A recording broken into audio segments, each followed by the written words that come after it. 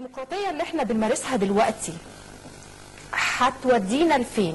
الديمقراطية اللي احنا عايشينها دلوقتي هترسى بينا لفين؟ هل احنا محتاجين الى وعي سياسي، ممارسة سياسية ربما؟ يعني يمكن في رأي انا سمعته قبل كده بيقول احنا لسه في سنة اولى سياسة، احنا في سنة اولى ديمقراطية. الديمقراطية جميلة جدا، لكن ازاي نمارسها هي دي بقى المشكلة.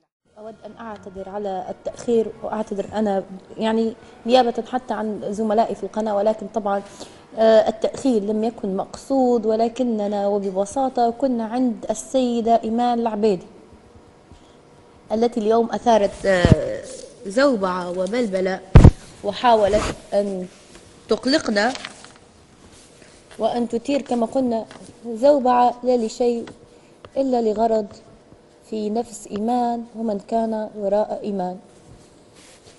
مشينا لإيمان اليوم لقيناها الأخت تعامل معاملة الهوانم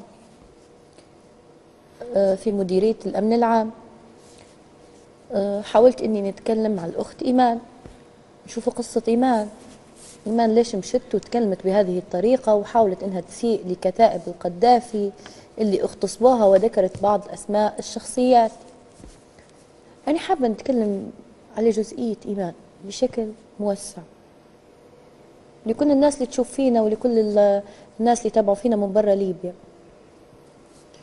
إيمان تعتقد اليوم إنها دارت عمل بطولي، إن هذا جزء من الجهاد، وإن هذا جزء من النضال، وإن اللي داراتها هي توا حتخش للتاريخ على كونها سناء محيدلي ولا جميلة بحريز. يعني يمكن من المشاهد الإيجابية أو من إيجابيات المشهد اللي انقسم قسمين الحرية والديمقراطية في إبداء الرأي.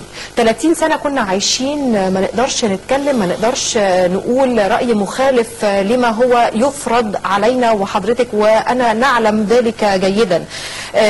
بعد ثورة 25 يناير أنا عارفة أن في أكيد منفتح ومنفذ لآراء كثيرة وتوجهات كثيرة وأحزاب وقوى سياسية كثيرة جدا، يعني ربما تعدت الأحزاب أعتقد فوق 50 حزب دلوقتي و60 حزب، لا أعداد لا تحصى في حقيقة الأمر يعني، وأيضا آراء كثيرة.